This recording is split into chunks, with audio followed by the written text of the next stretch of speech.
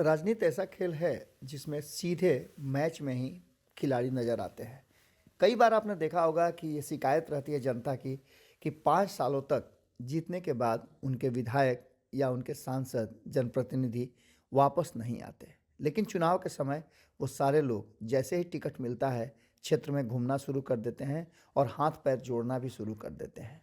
ये रेस है और इस रेस में कौन कब किधर एंट्री मार देगा कहना मुश्किल है। यहाँ तक कि खेल और खिलाड़ी भी बदलते रहते हैं और ऐसी बातों को लेकर के भीतर खाने में जो चर्चा चलती है वो बड़ा ही महत्वपूर्ण होती है। एक बार फिर से बिहार की राजनीति में इस बात को लेकर के चर्चा शुरू हो गई है कि नीतीश कुमार 2024 नहीं बल्कि 2025 की तैयारी कर रहे हैं और 2024 के जो लड़ाई है, जो खेल है, उस खेल से अपने आप को अलग कर लिया है।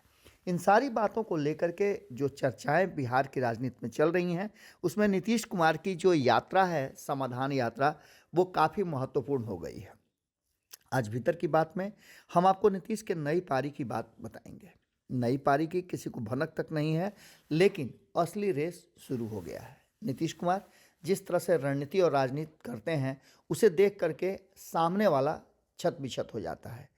जब हमारी बातचीत अलग अलग राजनीतिक दल के नेताओं से होती है तो कई तरह की बातें और चर्चाएं खुल करके आ जाती है जो बिहार और बिहार की राजनीति को बहुत जल्दी अपना असर दिखाना शुरू कर देती हैं। इस बीच कई नेताओं से हमारी बातचीत हुई और नीतीश कुमार की यात्रा से लेकर के जो वर्तमान महागठबंधन की सरकार चल रही है और सरकार के बीच में जो बयान आ रहे हैं उन सारी बातों पर बहुत खुलकर चर्चा हुई। लेकिन ये सारी चर्चा ऑफ द रिकॉर्ड है। आपको बता दें कि इन चर्चाओं में एक बात तो साफ नजर आई कि चिंता दोनों तरफ है। जहां एक तरफ महागठबंधन के दो बड़े घटक दल जनता दल यूनाइटेड और राष्ट्रीय जनता दल, दोनों खेमे में आखिर नेताओं में बड़ी परेशानी है। इस परेशानी का कारण है कि आने वाले 2024 और 25 के चुनाव में किसे टिकट मिलेगा और किसका बंटाधार होगा। ये दोनों ही खेमे में है, क्योंकि राष्ट्रीय जनता दल और जनता दल यूनाइटेड 2020 के चुनाव में अलग अलग लड़े थे।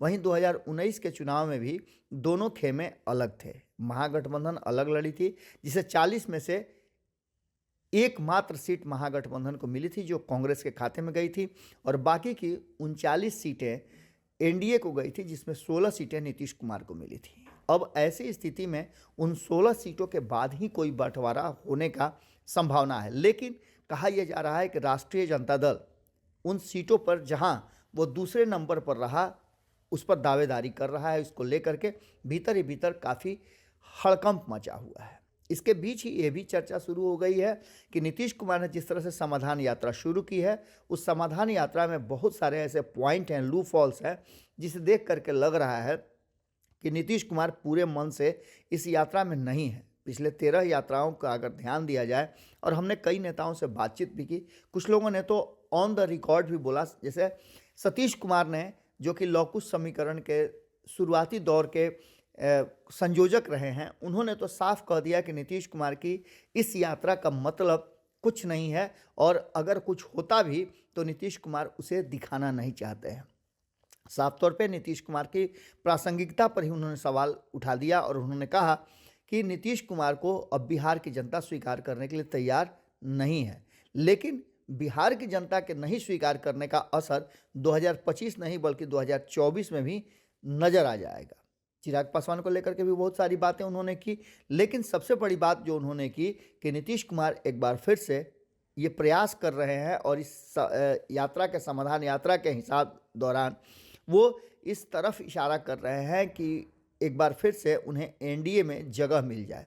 इतना ही नहीं, आपने देखा होगा उनका कहना था कि जदयू के सुर और स्वर दोनों बदल गए हैं। जहां एक तरफ भारतीय जनता पार्टी उनकी मुख्य विपक्षी है, उस पर टारगेट करने की जगह अपने ही बीच में उलझा करके मामले को डाइल्यूट करना चाहते हैं। नीतीश कुमार की ये पुरानी रणनीति रही है कि वो जब भी नई कोई योजना बनाते हैं, रणनीति बनाते हैं, तो उससे पहले वो कहीं ना कहीं कुछ न कुछ ऐसा इशारा जरूर कर देते हैं और ये इशारा वो करना शुरू कर चुके हैं।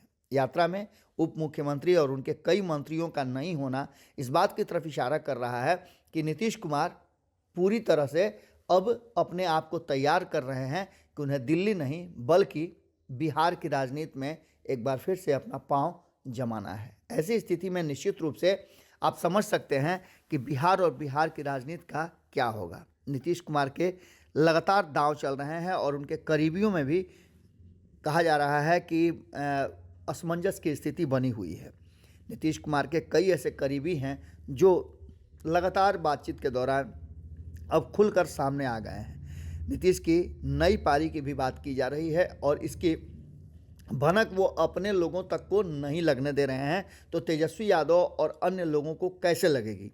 इस बीच में उपेंद्र कुशवाहा को लेकर के बड़ा ही मुखर बयान देना और इसके साथ साथ तेजस्वी यादव को लगातार ये कहते रहना कि यही हमारे बाद हैं, यही लोगों को देखना है, अब ये बातें नहीं कह रहे हैं। इसका सीधा मतलब है कि कहीं ना कहीं नीतीश कुमार के मन और उनके विचार में बदलाव आया है। वहीं दूसरी तरफ नीतीश कुमार के सबसे करीबी माने जाने वाले ललन सिंह की बात कर लें, विजय कुमार चौधरी की बात कर लें, वो लोग भी इस बात को लेकर के अब लगातार मुखर हो गए हैं कि अगर सुशील मोदी, नंदकिशोर यादव, प्रेम कुमार जैसे नेताओं को बाहर नहीं किया जाता, नीतीश कुमार से दूर नहीं किया जाता, तो अब तक ये गठबंधन चलता रहता।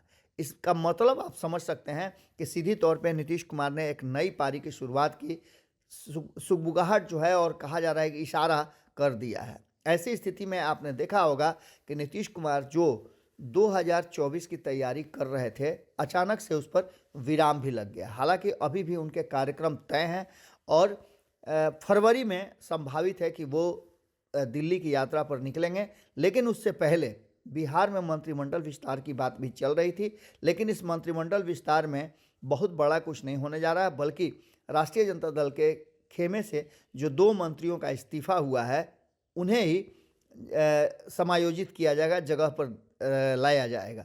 लेकिन इन सब के बीच में नीतीश कुमार की जो मंशा है, उस मंशा से अलग कहीं ना कहीं कहा जा रहा है कि नीतीश कुमार कोई बड़ा खेल करने वाले हैं और भीतर ही भीतर नीतीश कुमार ने इसका मन भी बना लिया है। देखना दिलचस्प होगा कि इस रेस में कौन कौन नीतीश कुमार के साथ है और किसे नीतीश कुमार ने इस रेस से बाहर कर दिया है। नीतीश कुमार टीम के कप्तान हैं और कप्तान खिलाड़ियों को कैसे समायोजित करता है ये किसी को पता नहीं चलता है और फील्ड में वो उस हिसाब से खिलाड़ी के क्षमता के हिसाब से उसका प्रयोग करता है और जिसकी क्षमता नहीं होती है वो 11 से बाहर होता है। अब देखना दिलचस्प होगा कि इस रेस में नीतीश कुमार किसको लेकर के आगे बढ़ते हैं और किस दिशा में जाते हैं।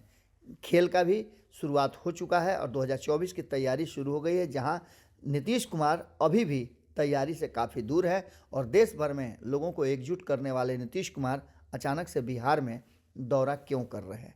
बिहार की जनता को लेकर के कई बातें कही जा रही है। वहीं नीतीश कुमार के करीबियों का कहना है कि नीतीश कुमार जिस दिशा में चल रहे हैं वो दिशा एक बार फिर से उनके लिए परेशानी का सबब है, क्योंकि कब वो एनडीए में रहेंगे, कब महागठबंधन में रहेंगे, किसके साथ दोस्ती और किसके साथ दुश्मनी रहेगी, ये कहना बड़ा मुश्किल हो जाता है। और ऐसी स्थिति में कार्यकर्ता और कहा जा रहा है कि नेताओं को बड़ी परेशानी होती है। बड़े नेता तो आपस में घुल मिल जाते हैं, लेकिन कार्यकर्ताओं को पैचअप करने में काफ़ी परेशानी होती है। नीतीश कुमार की ये रेस अब देखना दिलचस्प होगा कि किस दिशा में जाती है। जुड़े रहिएगा भारत लाइव के साथ, खबरें लगातार जाए। अगर ये वीडियो पसंद आई और वह बिहार के राजनीति और बिहारियत से सरोकार रखेनी तो सब्सक्राइब बटन दबा के चैनल के सब्सक्राइब कर ली। ओजे एगो घंटी बा, ओकरा बटन दबा देला से कुल सटीक और मारक खबर रुआ मुफ्त में मिल जाई। अगर रुआ पत्रकारिता के हमनी के नया प्रयोग में सहयोग कर चाहतानी तो ज्वाइन बटन दबा दी। पेटीएम नंबर नोट कर ली 9386816700। धन्यवाद।